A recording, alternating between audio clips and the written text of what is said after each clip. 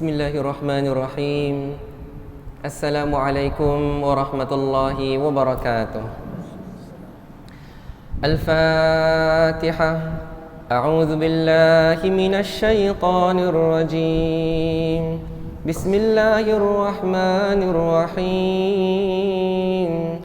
Alhamdulillahi rabbil alamin.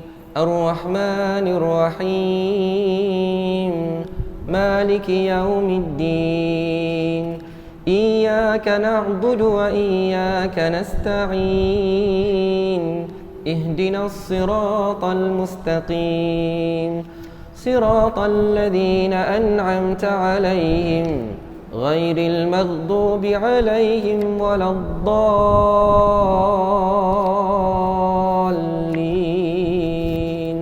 Amin. Kita selawat. Allahumma salli ala Sayyidina Muhammad. Allahumma salli alaihi wa sallim. Allahumma salli ala Sayyidina Muhammad. Allahumma salli alaihi wa sallim. Allahumma salli ala Sayyidina Muhammad. Allahumma salli alaihi wa sallim. Allahumma salli ala Sayyidina Muhammad. Allahumma salli alaihi wa sallim. Allahumma salli ala Sayyidina Muhammad. Ya Rabbi salli alaihi wa sallim. Bismillahirrahmanirrahim. Alhamdulillahi rabbil alamin. Wassalatu wassalamu ala asyrafil anbiya'i wal mursalin wa ala alihi wa sahbihi ajma'in. Allahumma rabbana zidna ilman nafi'a warzuqna fahman wasi'a. Allahumma aftah alaina hikmataka wanshur alaina min khazaini rahmatika ya arhamar rahimin. Rabbi shrah li sadri wa yassir li amri wahlul 'uqdatam min lisani yafqahu qawli.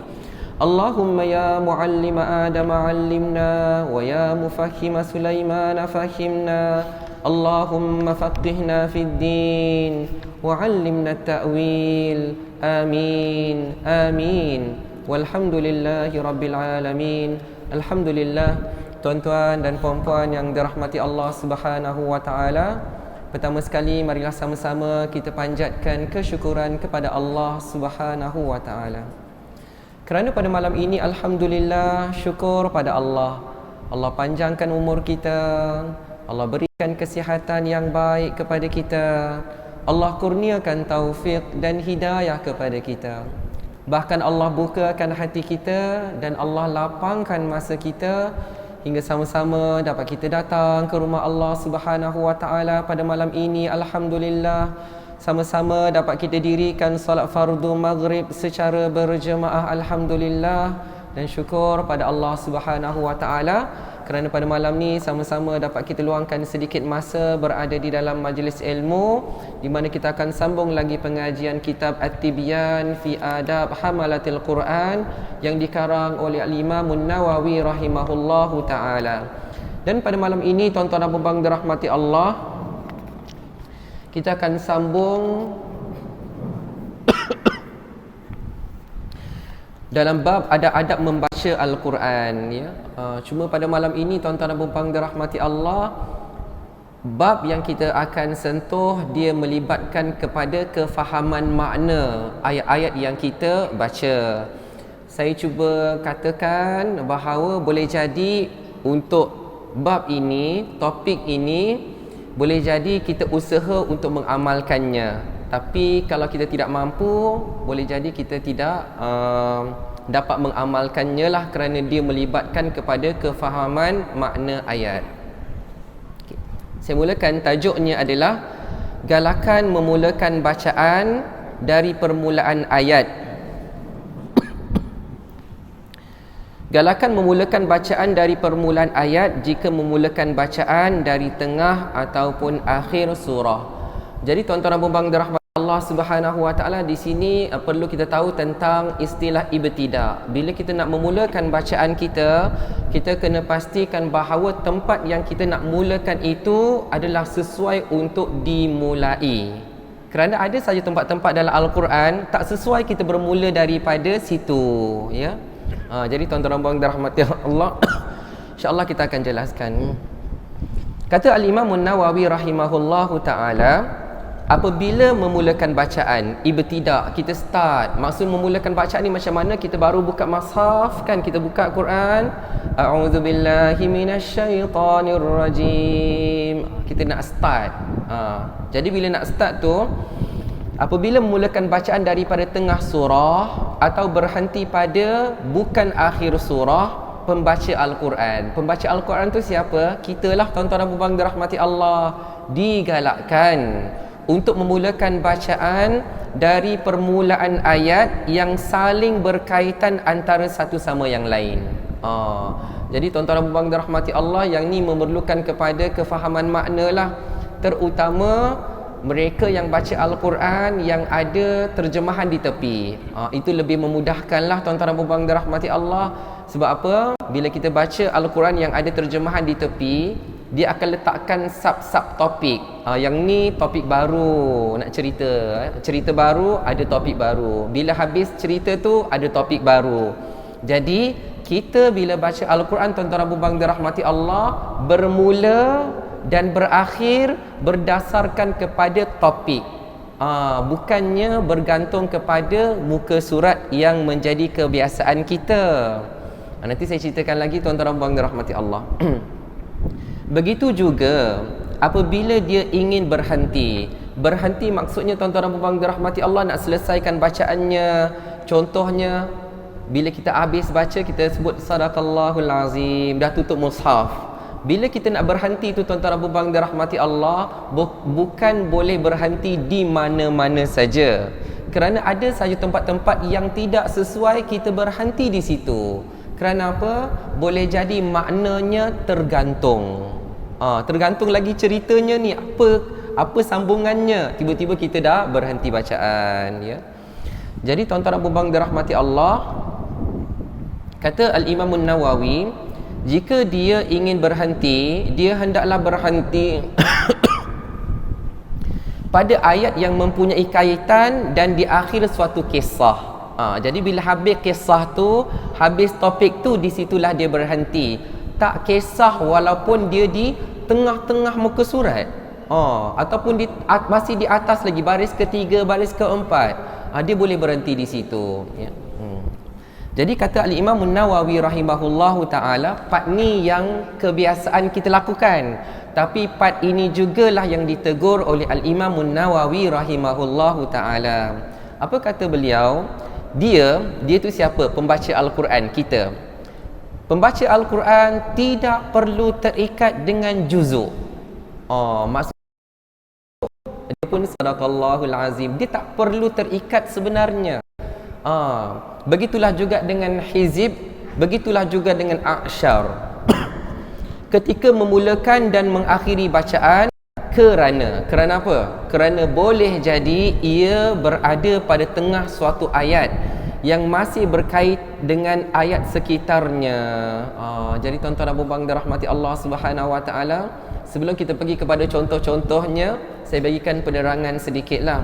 Al-Imam An-Nawawi digalakkan kepada kita, jangan kita bergantung semata-mata pada akhir juzuk, akhir hizib, akhir a'syar.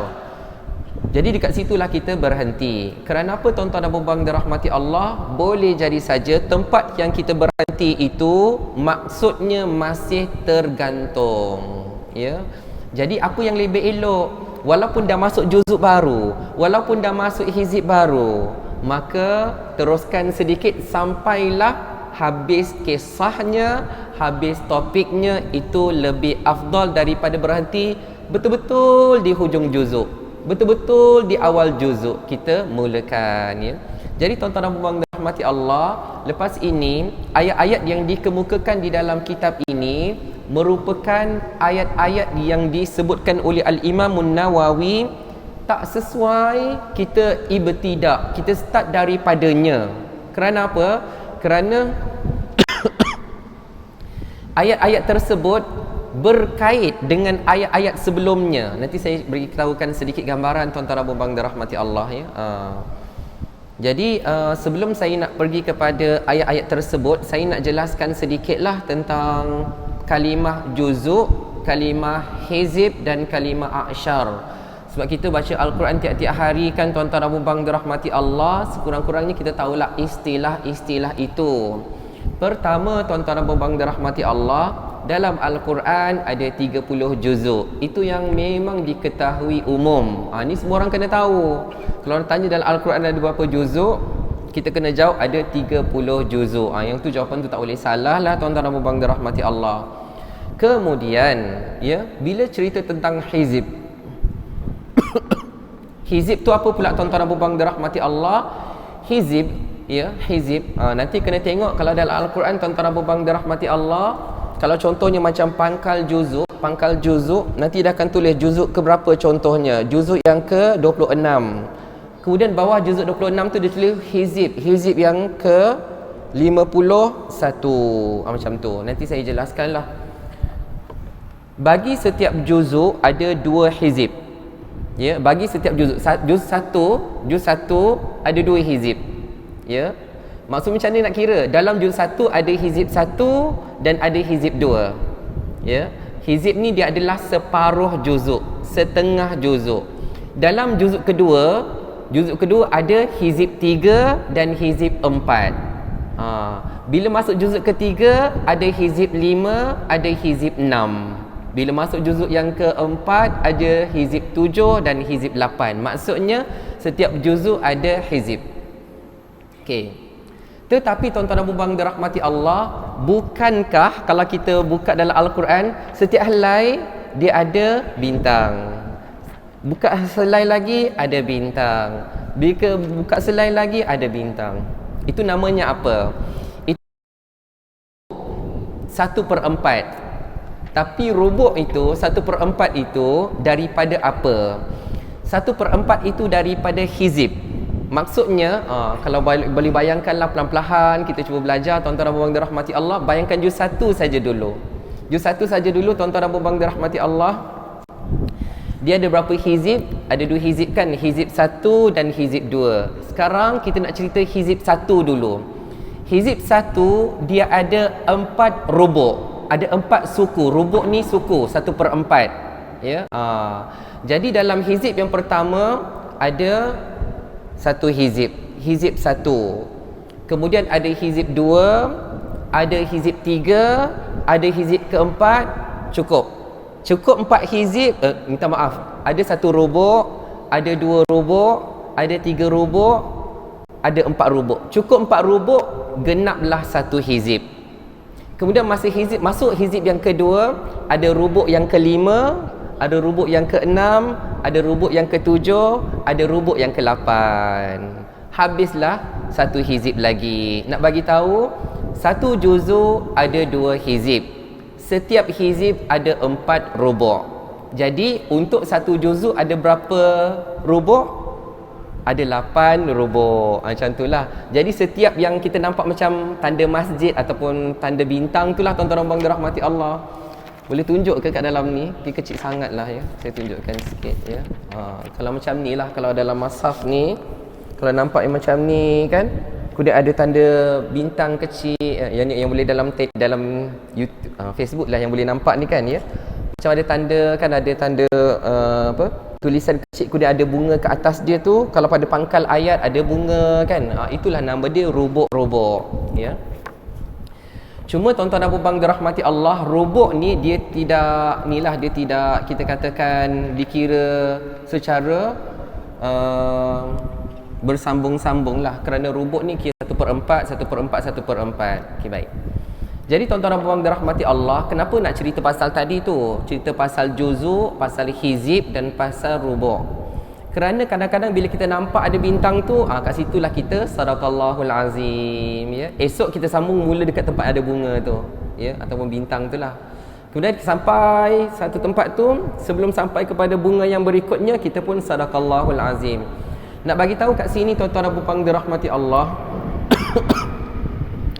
tidak semestinya pada setiap bunga itu sesuai kita wakaf, sesuai kita berhentikan bacaan, sesuai untuk kita sadaqallahul azim. Tak sesuai.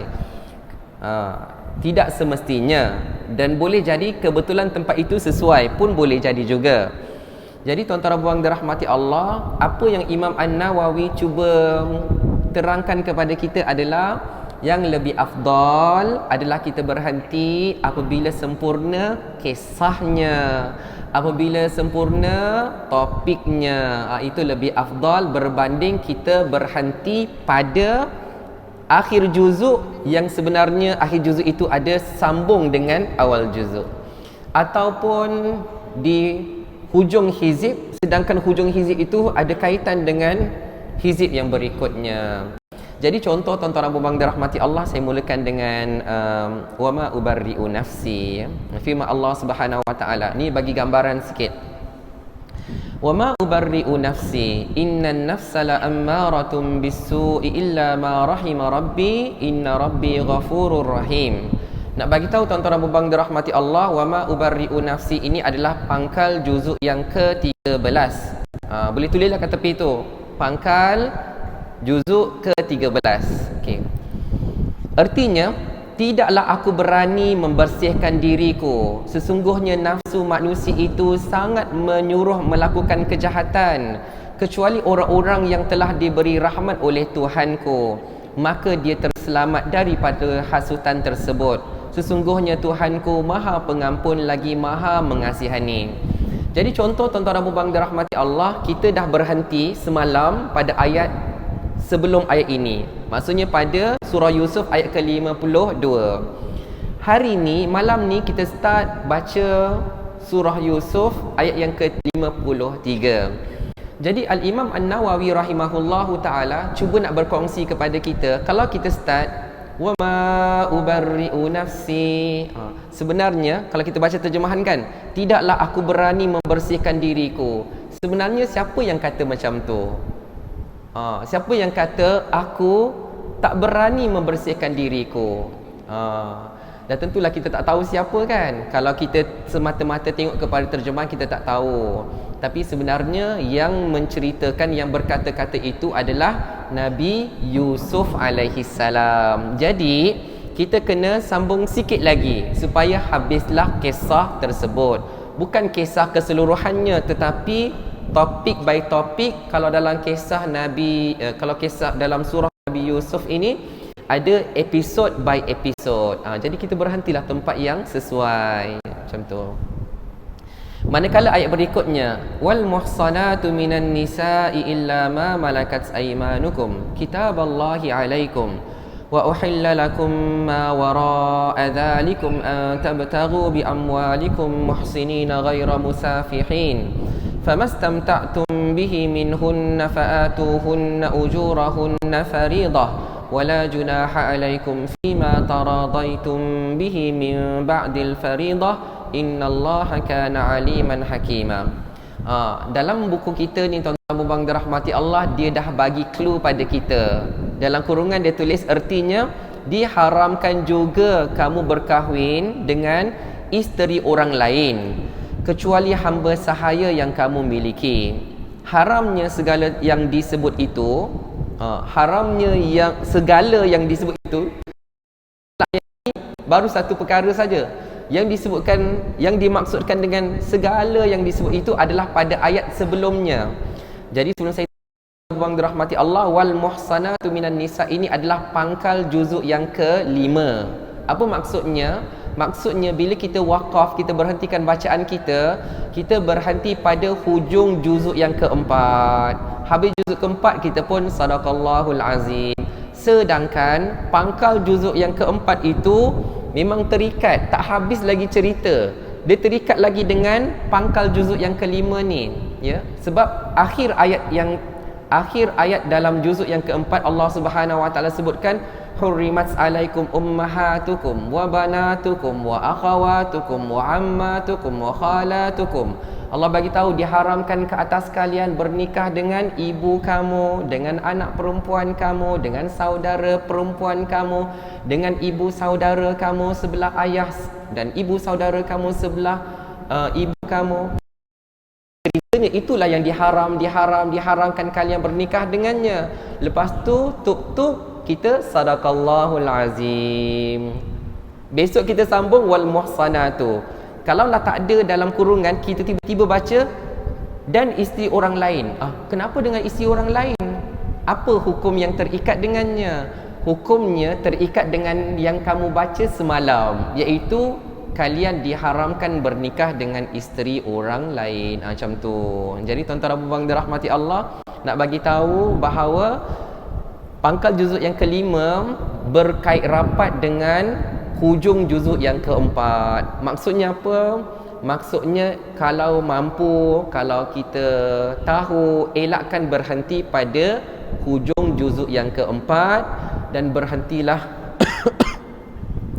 pada ayat-ayat berikutnya apabila topik itu telah selesai, ya.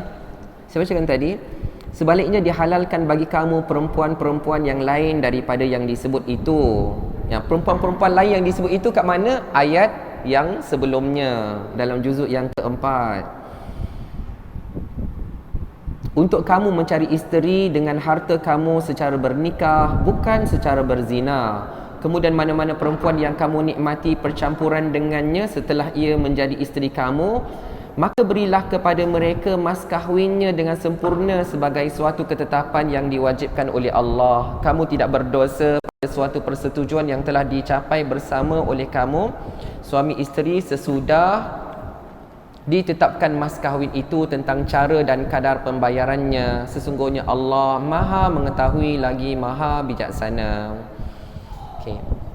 Tuan-tuan dan puan dirahmati Allah, ayat berikutnya firman Allah Subhanahu wa taala dalam surah An-Naml ayat yang ke-56. Fama kana jawab qaumihi, itu merupakan pangkal. Tulis kat tepi tu pangkal juzuk 20. Bagi tahu apa dia? Hujung juzuk 19 berkait rapat dengan pangkal juzuk yang ke-20. Jadi tak sesuai dalam bab yang kita bicarakan inilah. Tidak sesuai untuk kita waqaf memutuskan bacaan kita pada penghujung juzuk yang ke-19, pada hujung juzuk 19, kerana pangkal juzuk ke-20 tu masih sambungan ceritanya. فَمَا كَانَ جَوَابَ قَوْمِهِ إِلَّا أَنْ قَالُوا أَخْرِجُوا آلَ لُوطٍ مِّنْ قَرْيَتِكُمْ innahum unasun yatatahharun. Maka kaumnya tidak menjawab selain berkata, usirlah Lut, usirlah Nabi Lut dan para pengikutnya dari bandar kamu. Sesungguhnya mereka adalah orang-orang yang mendakwa dirinya bersih suci. Soalannya tuan-tuan dan puan dirahmati Allah, kenapa tiba-tiba kaum ni nak usir Nabi Lut? Dah tentulah ada kisah sebelumnya. Ya, walutan idh qala liqaumi atatuna al-fahishata ma sabaqakum biha min ahadin minal alamin. Nabi Lut alaihi salam ingatkan kepada mereka, ya, adakah kamu mendatangi, ya, kaum yang sejenis, macam tu. Adakah kamu melakukan fahisyah, kerosakan, perbuatan yang keji? Jadi macam itulah tuan-tuan dan puan dirahmati Allah, kisahnya tak habis. Kalau kita berhenti, kita tak tahu apa kesinambungan daripada ayat tersebut, kisah tersebut. Jadi tuan-tuan dan puan dirahmati Allah, kita kenalah tahu, ya, kenapa kaum Nabi Lut nak usir Nabi Lut daripada negeri mereka. Jadi kisah tu berkesinambungan daripada ayat-ayat sebelumnya. Firman Allah Subhanahu wa taala dalam surah Al-Ahzab ayat 31.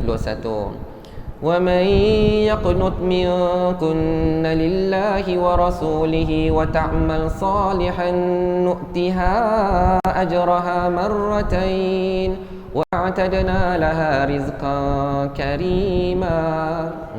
Sedang sajalah bila mana Imam An-Nawawi dah bawakan contoh ini, maksudnya apa? Ini pangkal juzuk yang ke-22. Maksudnya apa? Akhir juzuk 21 masih terikat dengan pangkal juzuk yang ke-22. Jadi tak sesuailah kita mulakan daripada wa may yaqnut.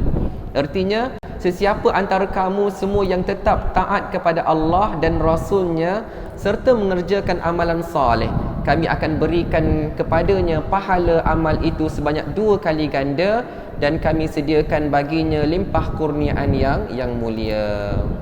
Jadi tuan-tuan dan puan-puan dirahmati Allah Subhanahu wa taala, kita nak tahulah kisah ini tentang siapa, ya. Wa may yaqnut minkunna. Minkunna sebenarnya merujuk kepada isteri-isteri Nabi. Kisah dia macam mana? Jadi kena tahulah tuan-tuan dan puan-puan dirahmati Allah. Dia berkait rapat dengan ayat-ayat sebelumnya berkaitan tentang kisah isteri-isteri Nabi. Jadi itu adalah kesinambungannya.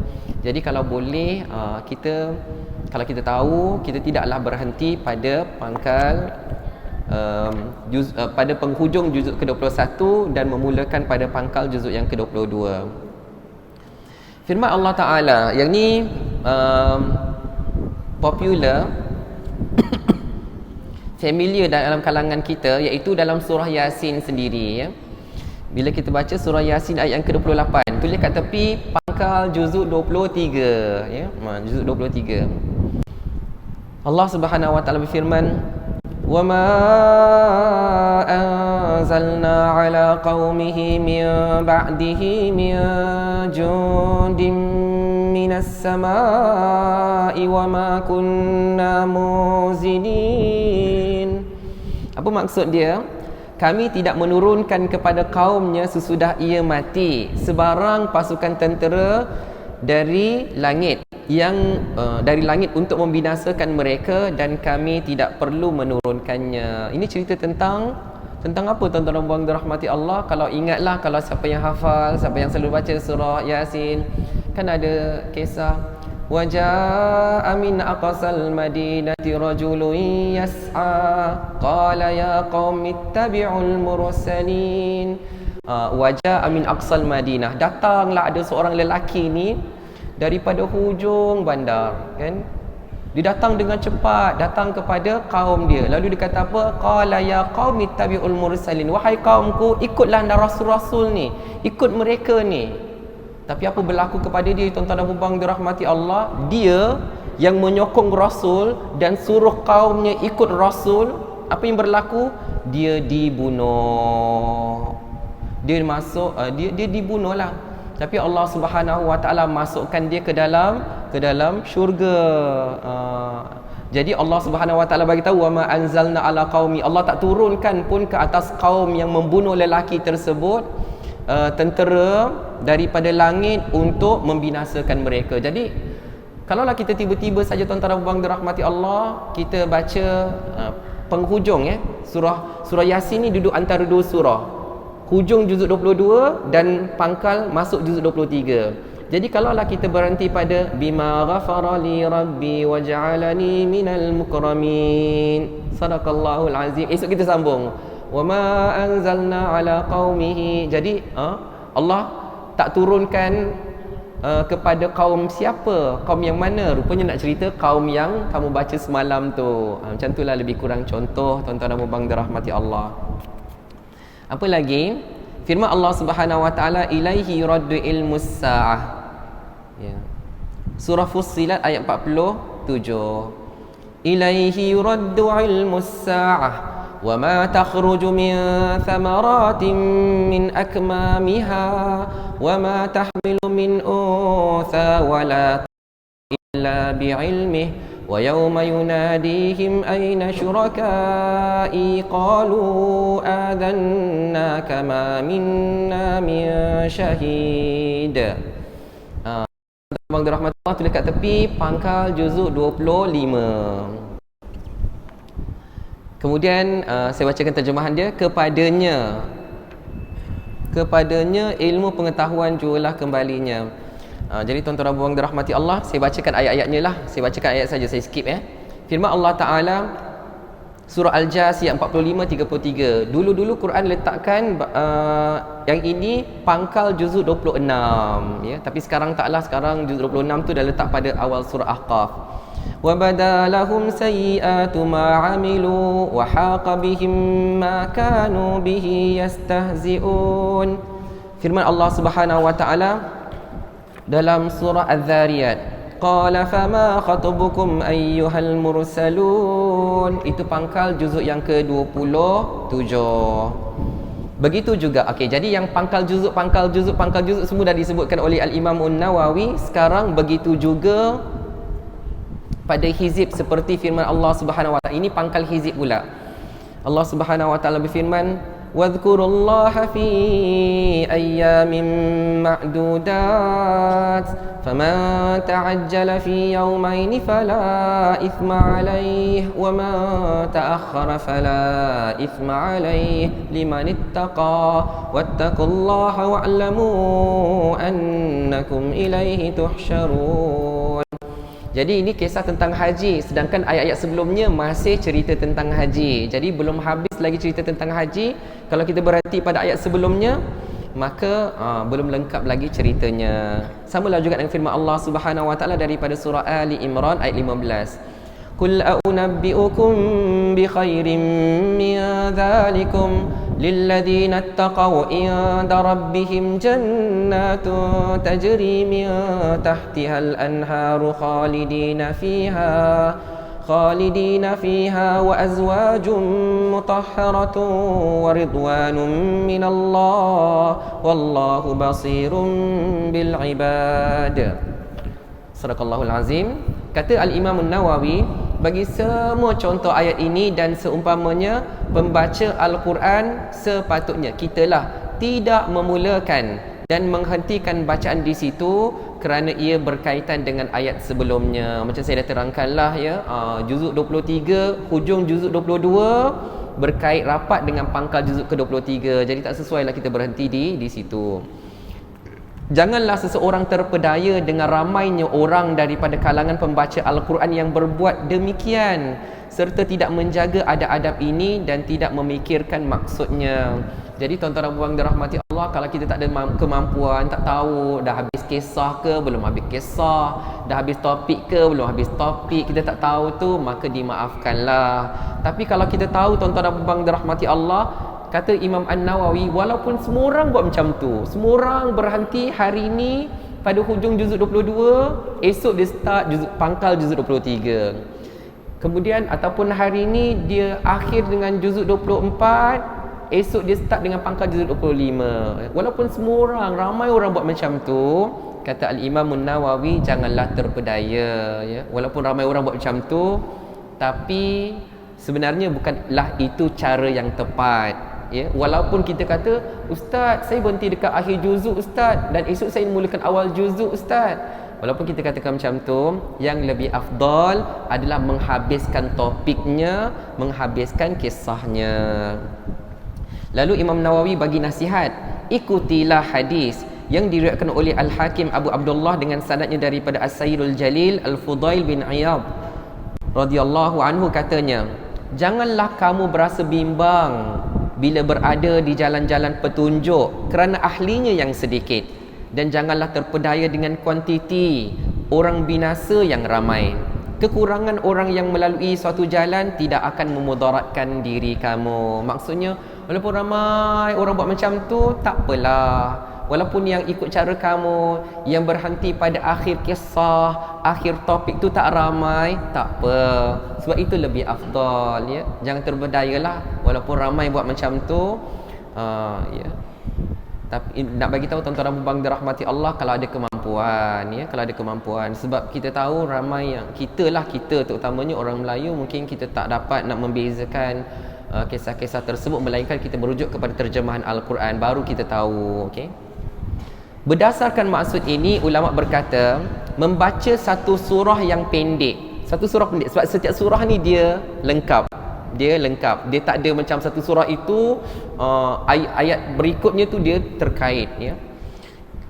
Membaca satu surah yang pendek secara lengkap lebih utama daripada membaca satu bahagian yang pendek daripada mana-mana surah yang panjang, kerana boleh jadi perkaitan antara ayat tidak dapat dikenal pasti oleh sebahagian manusia dalam beberapa keadaan. Daripada kita baca surah tu panjang kan tuan-tuan dan puan dirahmati Allah, tapi start adalah ayat tergantung, cerita tergantung, berhenti pula tempat yang tergantung. Kalau begitu lebih afdal kita baca surah pendek saja, kerana daripada mula sampai akhir surah tu memang cerita sama saja. Ibnu Abi Daud meriwayatkan dengan sanadnya daripada Abdullah bin Abdul Hudzail radhiyallahu anhu, seorang tabi'in yang terkenal, katanya mereka tidak suka membaca sebahagian ayat dan meninggalkan sebahagian yang lain. Maksudnya kalau masih bersangkutan di antara satu sama yang lain. Wallahu alam. Jadi mudah-mudahan tuan-tuan dan puan dirahmati Allah, kalau kita mampu, kalau kita ada terjemahan Al-Quran, berhentilah pada akhir kisah, berhentilah pada akhir topik. Tapi kalau dah tidak ada kemampuan, maka menjadi yang macam kebiasaan kita lah, kita berhenti di bawah muka surat. Setiap muka surat berhenti, walaupun page sebelah ada kaitan, kita berhenti jugalah, kita tak tahu kan ya. Begitulah juga dengan akhir hizib dan juga akhir juzuk. Mudah-mudahan Allah Subhanahu Wa Taala berkati tuan-tuan dan puan dirahmati Allah. Insya-Allah kita akan sambung pada minggu hadapan topik yang baru. Apa dia? Bilakah masanya kita makruh membaca Al-Quran dan bilakah masanya kita haram membaca Al-Quran. Mudah-mudahan diberkati Allah. Kita akhiri kuliah kita dengan tasbih kafarah dan suratul Asr. Bismillahirrahmanirrahim. Wal 'asr innal insana lafi khusr illa alladhina amanu wa 'amilus solihat wa tawasaw bil haqqi wa tawasaw bis sabr. Subhanakallahumma wa bihamdika asyhadu an la ilaha illa anta astaghfiruka wa atubu ilaik. Bismillahirrahmanirrahim. Alhamdulillahi rabbil alamin. Wassalatu wassalamu ala asyrafil anbiya'i wal mursalin wa ala alihi wa sahbihi ajma'in. Allahumma inna nas'aluka ilman nafi'a wa rizqan tayyiba wa amalan mutaqabbala. Ya Allah, ya Tuhan kami, berkatilah ilmu yang Kau berikan kepada kami, ya Allah. Ya Allah, ya Tuhan kami, limpahkanlah perasaan cinta dan sayang dalam diri kami terhadap Al-Quran, ya Allah. Berikanlah kekuatan kepada kami agar kami dapat baca Al-Quran pada setiap siang dan setiap malam, ya Allah. Ya Allah, ya Tuhan kami, jadikanlah kami insan-insan yang layak menerima syafaat daripada Al-Quran, ya Allah. ربنا آتنا في الدنيا حسنة وفي الآخرة حسنة وقنا عذاب النار وصلى الله على سيدنا محمد وعلى آله وصحبه وسلم والحمد لله رب العالمين وبارك الله فيكم والسلام عليكم ورحمة الله وبركاته.